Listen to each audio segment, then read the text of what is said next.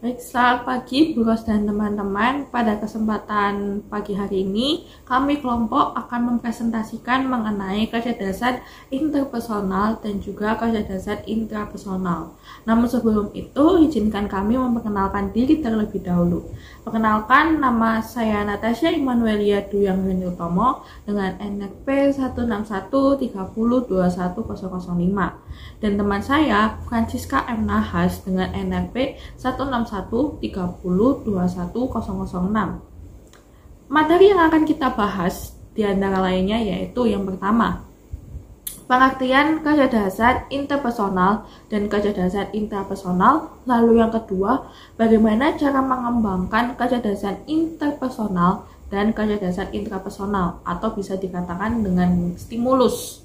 Lalu yang ketiga, ciri-ciri atau karakteristik dari kecerdasan interpersonal dan kecerdasan intrapersonal. Lalu yang keempat, hubungan antara kecerdasan interpersonal dan kecerdasan intrapersonal.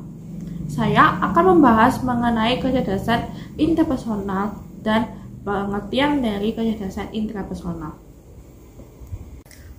Baik, untuk materi pertama ini kita akan membahas mengenai pengertian kecerdasan interpersonal dan kecerdasan intrapersonal.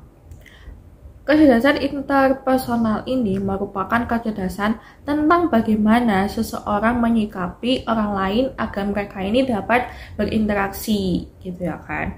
Nah, menurut Gardner dan Hart tahun 1989, dalam Robert S. Lavin tahun 2006, kecerdasan antarpribadi atau kecerdasan interpersonal itu merupakan kemampuan seseorang untuk memahami dan menanggapi dengan tepat dengan suasana hati, kemudian temperamen, motivasi, dan juga keinginan orang lain.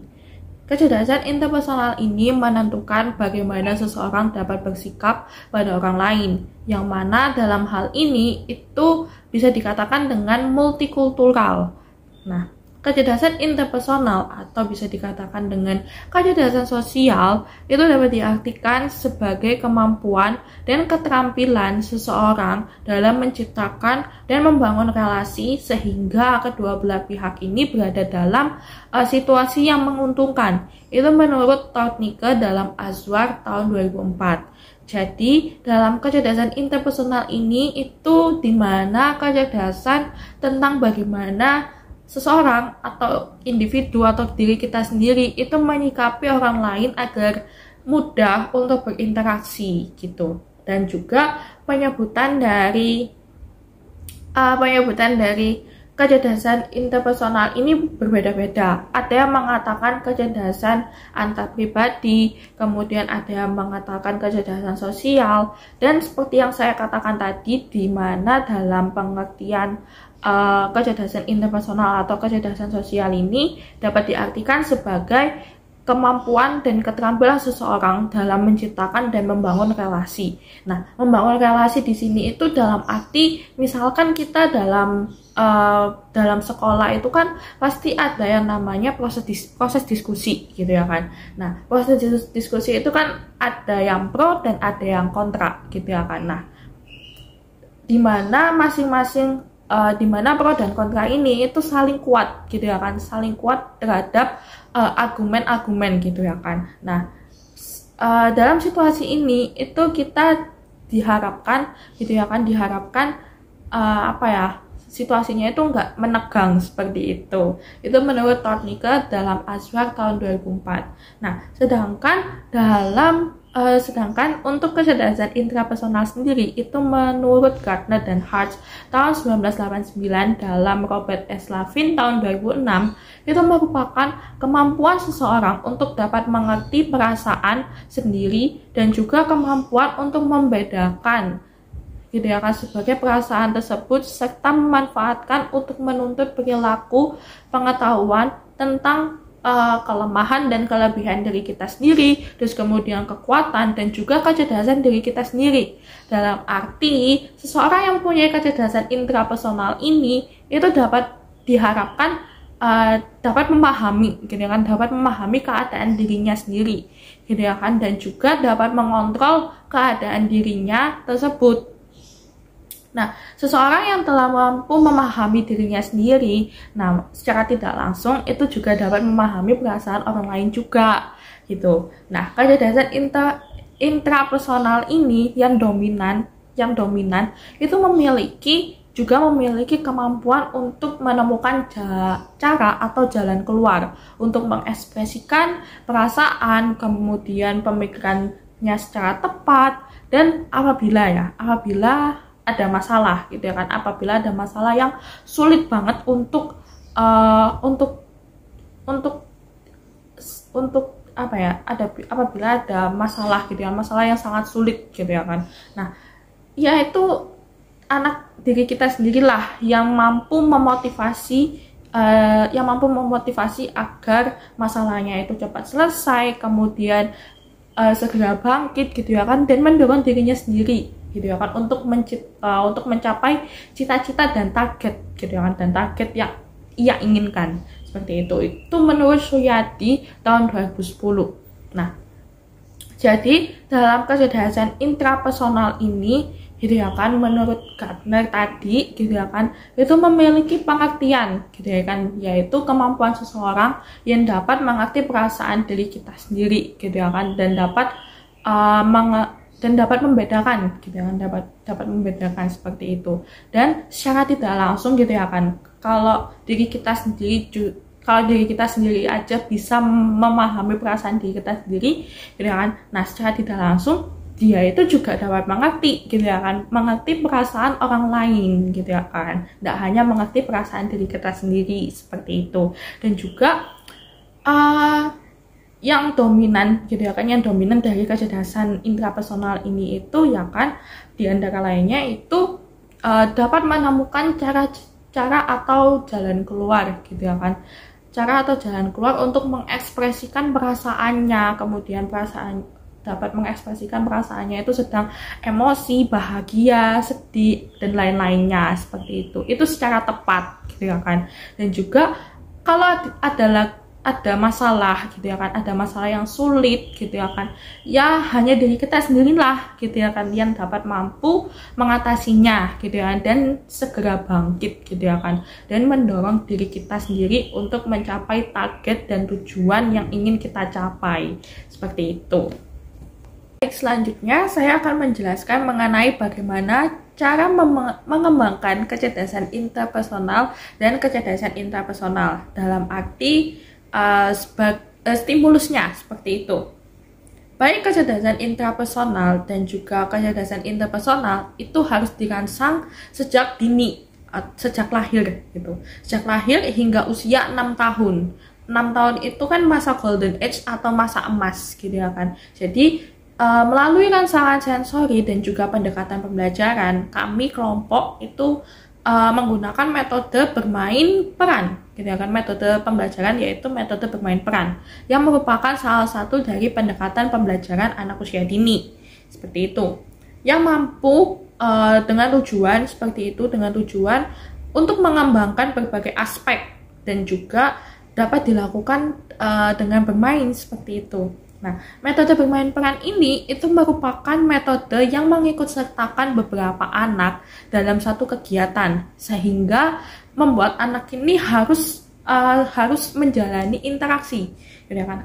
Menjalani interaksi dengan teman di kelompok tersebut. Nah, pendampingan guru ini juga harus dilakukan. Nah, dengan tujuan anak ini diminta kemudian dilatih untuk belajar menyimak dan mengungkapkan bahasa. Seperti itu, sehingga anak dirangsang untuk mau membangun komunikasi dengan anak lainnya seperti itu. Jadi jadi kami kelompok itu memilih metode pembelajaran bermain peran dengan tujuan dapat mengembangkan berbagai aspek dan juga dapat dilakukan secara bermain seperti itu. Dan juga dapat membangun interaksi dengan temannya gitu ya kan. Dalam bermain peran itu kan pasti ada konsepnya, kemudian ada kayak proses diskusi gitu ya kan. Proses diskusinya itu diantara lainnya yaitu konsepnya itu harus yang bagaimana, kemudian anak ini itu main perannya ini seperti itu. Nah, menurut Jamaris tahun 2017 pada halaman 52 itu mengungkapkan perkembangan kecerdasan interpersonal ini melalui perilaku dapat ditunjukkan anak dalam melakukan berbagai kegiatan. Di antara lainnya yaitu melakukan kegiatan bersama. Di sini saya mengambil contoh yaitu bermain masak-masakan gitu ya kan. Kalau di rumah gitu ya kan kita bermain masak-masakan dengan teman itu kan kayak seru seperti itu. Itu juga dapat membangun komunikasi dengan temannya gitu ya kan, kayak bermain nanti aku misalkan masak mie goreng, masak nasi goreng seperti itu. Dan itu juga dapat menambah pengalaman baru seperti itu, menambah pengalaman dan juga menambah teman baru. Lalu yang kedua, mengikuti percakapan sesuai dengan pembicaraan. Jadi di dalam kelas ini ada yang namanya proses diskusi gitu kan, dimana dalam proses diskusi ini itu dengan tujuan membangun komunikasi antara guru dengan muridnya, dan juga membangun komunikasi juga dengan teman-teman yang lainnya seperti itu, dengan teman sebayanya seperti itu. Lalu yang ketiga yaitu menyesuaikan diri dengan situasi lingkungannya. Di sini saya mengambil contoh yaitu memperkenalkan diri dengan sopan. Misalkan kita dalam lingkungan rumah, dan dalam lingkungan rumah kita masih belum tahu gitu ya kan nama teman kita ini siapa gitu kan, karena kita masih baru gitu kan, masih barulah dalam arti seperti itu. Jadi kita diharapkan dapat memperkenalkan diri dengan misalkan halo, salam kenal, nama saya Natasha gitu ya kan, mau nggak main sama aku seperti itu. Lalu yang keempat yaitu dapat memahami pikiran orang lain. Contohnya yaitu dapat mengikuti pergerakan mata gitu ya kan lawan bicaranya seperti itu. Lalu selanjutnya yaitu bagaimana cara meningkatkan kecerdasan intrapersonal. Tadi kan kita sudah bahas mengenai bagaimana cara mengembangkan kecerdasan interpersonal, dan sekarang ini saya akan membahas mengenai bagaimana cara mengembangkan kecerdasan intrapersonal, yaitu di antara lainnya yang pertama membaca dan terus belajar.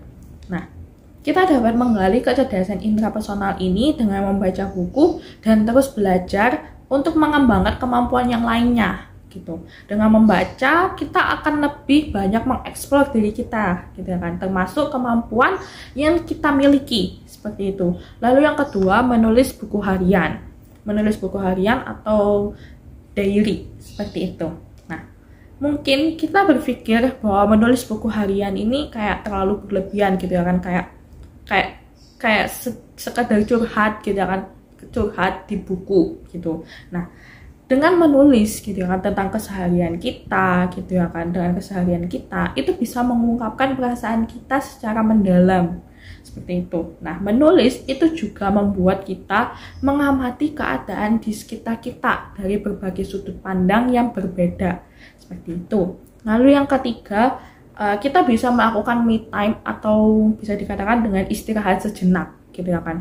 Nah, usahakan untuk kita ini memiliki waktu yang luang gitu ya, memiliki waktu luang sendiri gitu ya kan, minimal dengan meluangkan waktu atau untuk istirahat sejenak ini gitu ya kan, beri anak itu atau kita itu ruang untuk bernafas gitu ya kan, dan memiliki me time untuk melepaskan beban-beban berat kita gitu ya kan. Nah, kita dapat menyempatkan waktu ini itu sebagai bahan introspeksi diri gitu ya kan, agar menjadi lebih baik, menjadi lebih tenang gitu ya kan, dan tentunya lebih produktif dalam menjalankan aktivitas kita sehari-hari seperti itu.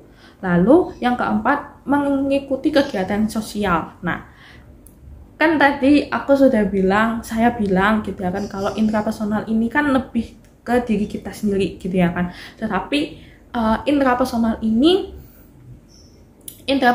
bukan hanya tentang diri kita sendiri gitu ya kan, tapi kita juga belajar gitu ya kan, belajar untuk mengerti perasaan orang lain atau berempati dengan orang lain gitu ya kan.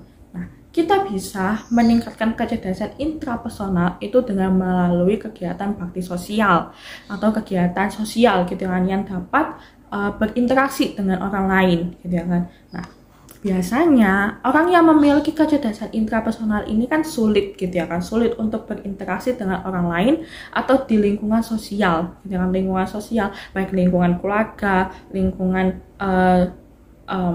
sekolah, lingkungan masyarakat dan lain sebagainya. Nah, agar kita seimbang nih ya, agar kita seimbang dan semakin meningkat gitu ya kan, untuk mengikuti kegiatan sosial itu merupakan pilihan yang tepat gitu ya kan.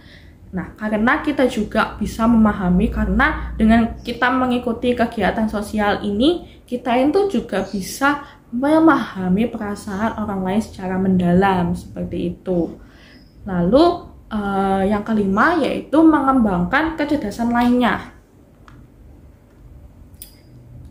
Misalkan kita punya kecerdasan intrapersonal. Nah, kita jangan hanya memiliki satu kecerdasan atau multiple intelligence saja, tapi kita juga belajar untuk meningkatkan kecerdasan kita yang lainnya, gitu ya kan? Kan kita, dalam kecerdasan jamak atau multiple intelligence itu kan ada banyak gitu ya kan. Jadi kita tidak hanya memiliki satu kecerdasan jamak saja, tetapi kita juga bisa belajar atau mengeksplor kecerdasan-kecerdasan yang lainnya gitu ya kan, seperti itu. Baik, kita masuk pada slide yang berikut, yaitu saya akan menjelaskan tentang ciri-ciri kecerdasan interpersonal dan kecerdasan intrapersonal. Ciri-ciri kecerdasan interpersonal yang pertama yaitu kemampuan untuk berkomunikasi dengan baik. Jadi, orang yang memiliki kemampuan untuk berkomunikasi dengan baik, misalnya pada anak-anak, dia memiliki sikap rasa ingin tahu yang sangat besar, sehingga ketika ada sesuatu hal yang baru atau sesuatu yang aneh bagi dia, maka anak itu akan mudah bertanya atau aktif untuk bertanya kepada siapapun di sekitarnya. Yang kedua yaitu senang bekerja sama dengan orang lain. Jadi anak yang mempunyai kemampuan untuk berkomunikasi, dia akan lebih mudah untuk bergabung dan juga bekerja sama dengan teman-temannya. Yang berikut yaitu berani menjadi pemimpin. Menjadi pemimpin yang dimaksud di sini yaitu anak itu berani untuk keluar dari zona nyamannya sendiri. Dia tidak bermain sendiri, tetapi dia selalu ingin bermain dengan teman-temannya.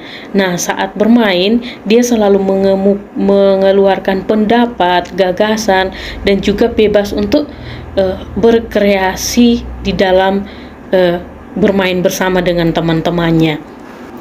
Yang berikut yaitu mudah bergaul dan disukai oleh teman-teman. Jadi ketika anak itu mempunyai kemampuan untuk berkomunikasi dengan teman-teman, dia juga senang bekerja dengan teman-temannya, maka dia akan mudah untuk bergaul dengan siapa saja, dan juga teman-teman juga senang untuk bermain dengan anak itu. Yang berikut yaitu kemampuan untuk berempati atau memahami orang lain. Misalnya kita lihat pada anak-anak, terkadang anak-anak bermain bersama dan dari salah satu anak menangis, anak-anak yang lain juga pasti akan ikut menangis karena anak itu memiliki kemampuan untuk berempati, kemampuan untuk memahami temannya yang saat itu mungkin sedang menangis. Yang berikut adalah kecerdasan intrapersonal. Yang pertama, ciri-cirinya yaitu mandiri. Nah, orang yang memiliki kecerdasan intrapersonal ini, dia selalu melakukan segala sesuatu hal, baik dalam bekerja, bahkan juga menyelesaikan masalah tanpa bantuan dari orang lain. Dan dia percaya bahwa dia bisa menyelesaikannya. Yang kedua adalah introspeksi diri atau meditasi. Nah, ini merupakan proses pengamatan tentang dirinya sendiri. Misalnya, dari pengalaman-pengalaman yang sudah dia alami ataupun pengalaman yang dia jalani di sepanjang hari ini, dia dapat melihat sejauh mana dia telah melakukan hal-hal yang baik dan juga hal-hal negatif yang masih dia lakukan di sepanjang hari itu, sehingga dia bisa mencerminkan tentang kemajuan atau perkembangan dia selama sepanjang hari itu, dengan merefleksikan baik itu pengalaman menyenangkan, menyedihkan yang dia alami di sepanjang hari, bisa membantu dia untuk mengetahui kemampuan dan kelemahannya. Yang berikut, konsisten dengan rencana yang dibuat. Jadi orang yang memiliki kecerdasan intrapersonal ini orangnya sangat disiplin. Jadi jadwal atau rencana kegiatan yang dibuat di sepanjang hari ini sudah dia susun dengan baik, mulai dari pagi sampai malam. Apa-apa yang harus dia lakukan itu dia sudah tahu, karena sudah direncanakan, dan itu dia benar-benar melaksanakan, konsisten, disiplin dengan rencana yang telah dia buat di sepanjang hari itu. Yang berikut adalah mampu mengenal kelebihan dan kekurangannya. Seperti yang sudah saya jelaskan, bahwa orang yang intrapersonal, dia selalu mengintrospeksi diri, dia selalu mengamati tentang dirinya sendiri, sehingga dia tahu kelemahan dan kekurangannya itu di mana. Melalui pengalaman-pengalaman yang dia alami baik di sepanjang hari itu, dia akan tahu sejauh mana dia telah melakukan hal-hal yang baik, dan juga dia bisa mengenal hal-hal mana yang belum dia lakukan. Itulah yang menjadi kekurangannya, sehingga ke depan dia akan berusaha untuk menjadi lebih baik. Nah, yang berikut adalah mudah mengolah dan menguasai perasaan. Jadi ketika dia tahu tentang kelemahannya itu, misalnya dia orangnya cepat sekali untuk marah. Nah, ketika dia memahami tentang kekurangannya, dia akan lebih mengontrol. Ketika dia dalam situasi marah, dia akan berusaha untuk menjadi orang yang sabar di dalam menyelesaikan suatu masalah, karena dia sudah mengetahui tentang dirinya, kemampuan dalam atau kelebihan dalam dirinya, sehingga dia berusaha untuk menjadi orang yang lebih sabar. Yang ketiga adalah orang yang intrapersonal itu dia suka menulis. Nah, dia suka menulis pengalaman hidup yang dia alami dan juga dia maknai, sehingga itu menjadi kekuatan bagi dia di dalam dia mengenal tentang dirinya sendiri, sehingga dia tidak perlu ketika menyelesaikan masalah dia harus mencari orang lain, tetapi dia terus berefleksi melalui pengalaman-pengalaman, baik itu pengalaman suka maupun pengalaman duka. Dia selalu menulisnya di dalam buku hariannya. Kita masuk pada slide yang berikut, yaitu kekurangan dari intrapersonal. Yang pertama yaitu cenderung bersifat tertutup. Yang kedua, sering menyendiri sehingga kurang bersosialisasi. Nah, kita tahu bahwa manusia itu sebagai makhluk yang selalu hidup bersama dengan orang lain. Tetapi pada kecerdasan intrapersonal ini berpusat pada diri sendiri, sehingga ketika mengalami kesulitan atau mengalami tantangan, dia tidak mampu untuk membagikan atau men-sharekan kepada orang lain, sehingga dia merasa bahwa dia mampu untuk menyelesaikan, sehingga ini juga bisa membuat seseorang akan menjadi tertutup. Nah, dan juga dengan segala sesuatu yang berpusat pada dirinya sendiri, ketika berkumpul bersama orang lain, dia akan menjadi orang yang sulit untuk bersosialisasi, berkomunikasi dengan orang lain, karena dia selalu menyendiri. Dia selalu mengatakan bahwa dia bisa untuk menyelesaikan segala sesuatu hal tanpa bantuan dari orang lain. Yang berikut yaitu pentingnya kecerdasan intrapersonal. Yang pertama yaitu mengendalikan dan mengarahkan emosi. Nah, orang-orang yang tidak pernah belajar untuk mengarahkan emosi mereka akan merasa sangat terikat oleh perasaan, misalnya takut gagal, takut ada penolakan dari orang lain. Nah, ini yang akan menghambat orang-orang untuk bisa menjadi pribadi yang sukses. Tetapi mereka juga tahu bagaimana memotivasi diri mereka untuk mencapai perasaan yang nyaman, memungkinkan mengendalikan situasi yang buruk dan mengubahnya menjadi sebaiknya. Yang kedua adalah mengatur dan memotivasi diri. Nah, biasanya apa yang membedakan orang-orang yang berhasil dengan orang lain adalah kemampuan mereka untuk memotivasi diri mereka dan juga melakukan hal-hal yang harus dilakukan. Sebaliknya, orang-orang dengan kecerdasan intrapersonal yang rendah harus berstandar pada orang lain untuk memotivasi mereka. Jadi mereka tidak bisa hanya pada diri sendiri. Kalau ketika dalam keadaan sulit, mereka tidak akan mampu untuk menyelesaikannya. Yang ketiga adalah bertanggung jawab atas kehidupan diri sendiri. Nah, orang-orang dengan kecerdasan intrapersonal yang tinggi cenderung bertanggung jawab dan menjadi pemilik kehidupan mereka sendiri. Nah, ketika ada hal-hal yang tidak beres, mereka cepat untuk mengambil tanggung jawab. Sebaliknya, orang dengan kecerdasan intrapersonal yang rendah umumnya cenderung mengambil peran sebagai korban. Yang keempat adalah mengembangkan harga diri yang tinggi merupakan dasar bagi keberhasilan. Nah, orang-orang dengan harga diri yang rendah susah untuk mengatasi tekanan, masalah, dan juga kegagalan. Mereka adalah orang-orang yang cenderung mudah menyerah, menjadi sangat negatif dan bahkan benci. Karena orang yang dengan harga diri yang rendah tidak begitu yakin dengan dirinya sendiri, bahkan mereka akan takut gagal untuk melakukan segala sesuatu. Nah, yang kelima adalah mengembangkan pemahaman yang kuat mengenai diri yang membimbingnya kepada kestabilan emosional.